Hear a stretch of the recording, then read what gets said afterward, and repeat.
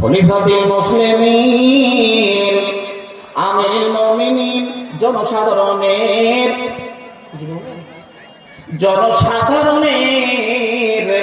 এরকম জনসভার ভিতরে কাজ চলছে, আর আমিরুল মুমিনিন জনসাধারণের কাজ যেন অফিস আদালতে চলছে, মসজিদের ভিতরে চলছে।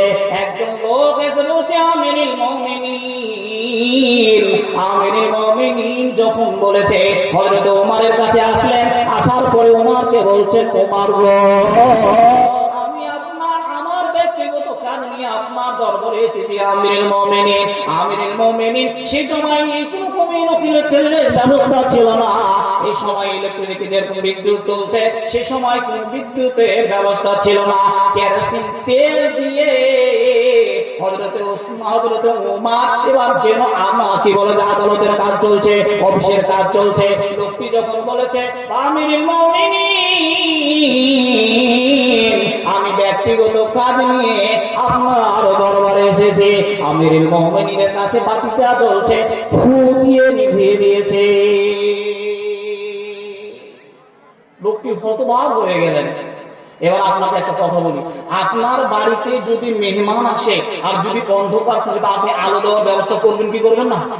জি, একটা আলো দেওয়ার ব্যবস্থা করি, কিন্তু আমিরুল মুমিনের কাছে বাতি জ্বলছে, উনি বাতিটা যেমনই লোকটি বলেছে আমার ব্যক্তিগত কাজ নিয়ে এসেছে, তো আমিরুল মুমিন নিভিয়ে দিলেন।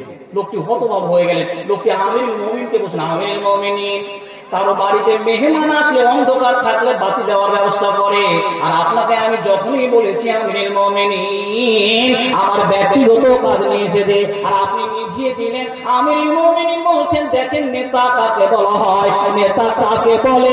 আমিরুল মুমিনিন বলছেন, বন্ধুরে, এই যে জনসাধারণের তেল, এই সরকারি তেল দিয়ে জনসাধারণের হিসাব নিকাশ চলছে, আর তোমাকে আমি জিজ্ঞাসা করেছি ব্যক্তিগত কাজ নিয়ে এসেছো নাকি? লোকটি বলেছে যে ব্যক্তিগত কাজ নিয়ে এসেছে।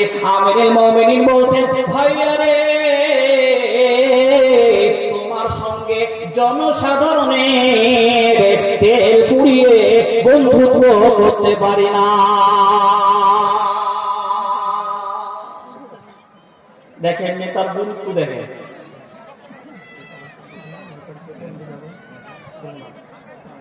এবার আল্লাহ তাবারক ওয়া তাআলার নবী মুহাম্মদ রাসূলুল্লাহ সাল্লাল্লাহু আলাইহি সাল্লাম দেখেন আমিরুল মুমিনিন হযরত ওমর বলছেন যে জনসাধারণের তেল পুড়িয়ে যে আমি ব্যবস্থা করব, জনসাধারণের তেল পুড়িয়ে তোমার সঙ্গে যে বন্ধুত্ব করব, এরকম আমি হযরত ওমর নয়, যেদিন কিয়ামতের দিন আল্লাহ আমাকে জিজ্ঞাসা করবে, আমিরুল মুমিনিন তুমি জনসাধারণের তেল পুড়িয়ে এই লোকটার সঙ্গে তুমি কি বলে যে গল্প করেছিলে, তেলের হিসাব দিয়ে তুমি জান্নাতে যাও, আমি আমিরুল মুমিনিন ধরা পড়ে যাব। এই জন্য জনসাধারণের তেল পুড়িয়ে আমি বন্ধুত্ব করতে পারি না। নাম্বার 2, আল্লাহর নবী প্রথম নাম্বার বললেন,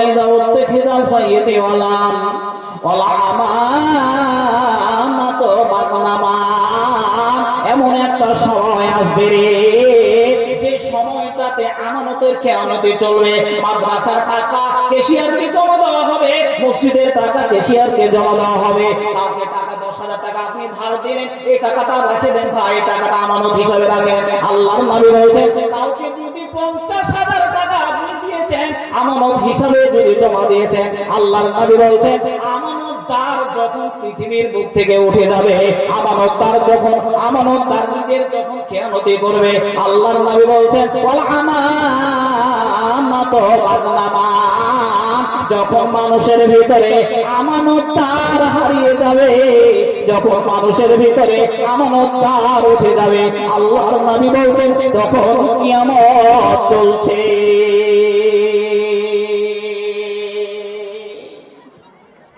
সংক্ষেপে টেনে টেনে নিয়ে আসি, সময় অল্প।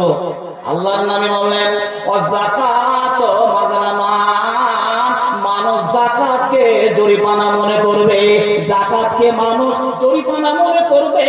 আপনার দেখবেন যাদের যাকাতের টাকা বের হয়ে যায়, যাদের টাকাতে বড় লোকেরা যাকাত দেবে, কিন্তু দেখা যায় সমাজের ভিতরে বড় লোকরা জাকাত খেয়ে নিজে জাকাত খেয়ে নেয়, গরিবের ভিতরে জাকাতকে বন্টন করে না, গরিবের ভিতরে জাকাতকে মানুষ দেয় না। আল্লাহর নবী বললেন, যখন এই সময়গুলো তোমাদের ভিতরে আসবে, যাকাত মাগরামা, মানুষ জাকাতকে যখন জরিমানা মনে করবে, তোমরা ভাবো কিয়ামত চলছে।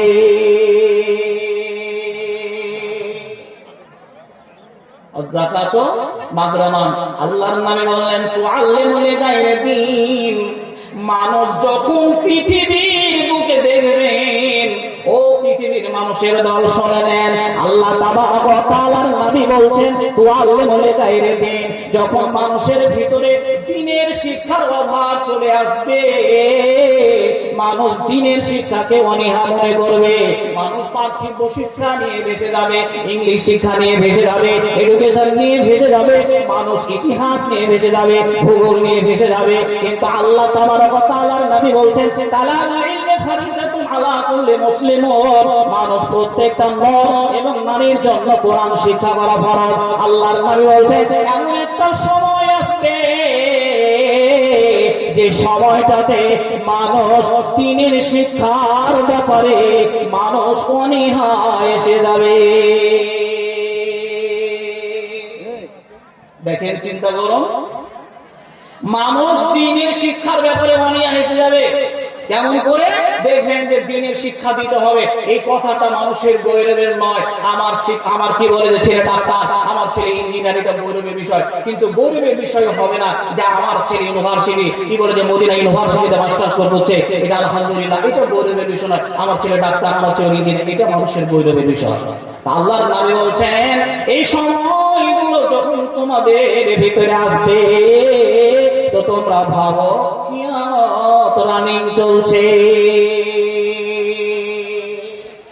তাহলে আপনাকে চারখানা বললাম, এজাওতে খেজাল ফাইয়ে দিওয়ালান ওয়াল আমানাতু মাগনামান ওয়া যাকাতু মাগরামান তুআল্লিমুল গায়রিদ্দিন আতার রাজুলু ইমরাতাহু, এমন একটা সময় আসবে যে সময়টাতে এই পুরুষের দল নারীর ভূষভূত হয়ে এরা জিন্দেগি কামাবে।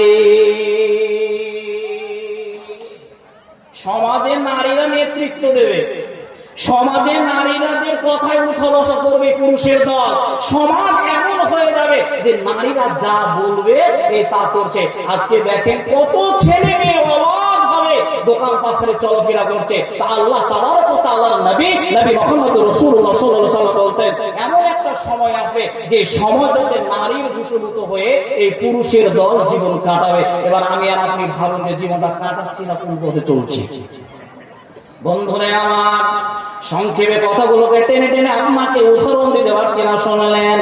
আল্লাহর নবী মুহাম্মদ রাসূলুল্লাহ সাল্লাল্লাহু আলাইহি ওয়াসাল্লাম বলেন আকাউমুহু আদনা সাদিকাহু আকসাআবাহু, এমন একটা সময় আসবে যে সময়টাতে আল্লাহ তাবারক ওয়া তাআলার নবী বলেন আকাউমুহু, মা কি ধীরকে ধীরকে কথা বলবে, আকসাআবাহু বন্ধুকে নিকট আত্মীয় বানাবে, আকসাআবাহু আল্লাহ তাবারক ওয়া তাআলার নবী বলেন আকাউমুহু আদনা সাদিকাহু আকসাআবাহু, আব্বাকে ছিড়কে ছিড়কে রাখালের মতো ব্যবহার করবে।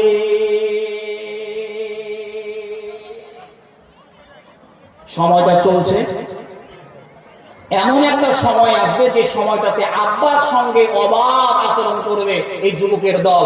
এমন একটা সময় আসবে আব্বাকে বাদ দিয়ে, নিজের বংশ দুনিয়াকে বাদ দিয়ে এবার নিকটে বন্ধুত্ব বানাবে, আর বন্ধুত্বকে নিয়ে হাসি ফুর্তি আনন্দ করবে, আর মাকে ঝিরকে ঝিরকে কথা বলবে।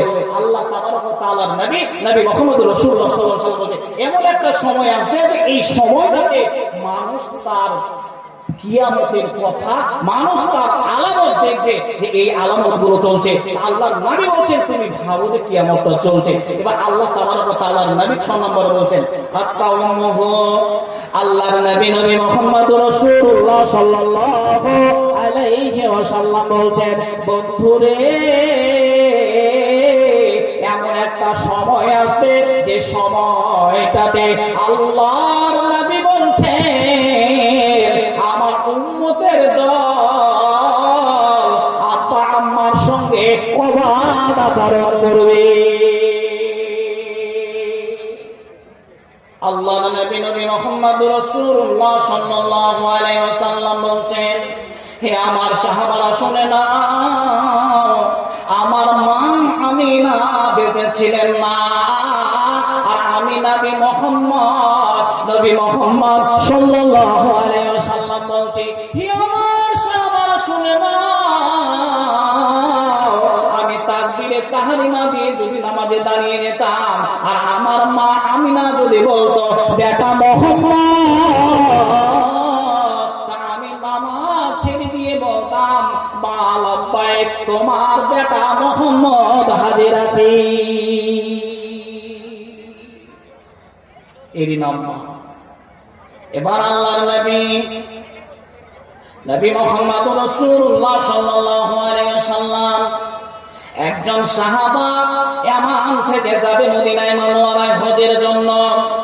মদিনায় মুনাওয়ারায় হজের জন্য তিনি প্রস্তুত নিয়ে নিয়েছেন, গ্রামবাসীর কাছ থেকে বিদায় নিয়ে নিয়েছেন, পাড়া প্রতিবেশীর কাছ থেকে বিদায় গ্রহণ করে নিয়েছেন। শেষকালে বুড়ি মা, বৃদ্ধা মা বাড়িতে বসে আছেন, মায়ের কাছে গিয়ে বলছেন, ও মা জননী, ও মা আম্মারে, তোমার সোনামানি আল্লাহর নবীর ঘর জিয়ারতের জন্য তৈরি নিয়েছে, আমি প্রস্তুত নিয়ে নিয়েছি। যেমনি ছেলেটা কথা বলা, মাকে বললেন, মা তোমার সোনামানিকে তুমি বিদায় দিয়ে দাও, মা তোমার নয়নের মনিকে তুমি বিদায় দিয়ে দাও। যখনই বলা, মা সঙ্গে সঙ্গে বলে ফেললো, বেটারে আমারও দিল চাইছে যে আল্লাহর ঘর জিয়ারত যাওয়ার জন্য। মনে বড় আশা ছিল আমি যাব মদিনায়, মনে বড় আশা ছিল আমি যাব মদিনায়।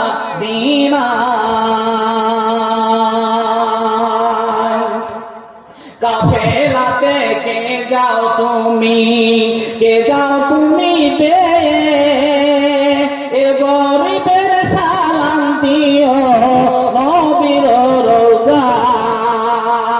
মনে বড় আশা ছিল আমি যাব মদিনায়, আরব সাগর পাড়ি দেব, নাইনে আমার তরি, পাখি না উড়ে যাব ডানাতে ভর করি। মনে বড় আশা ছিল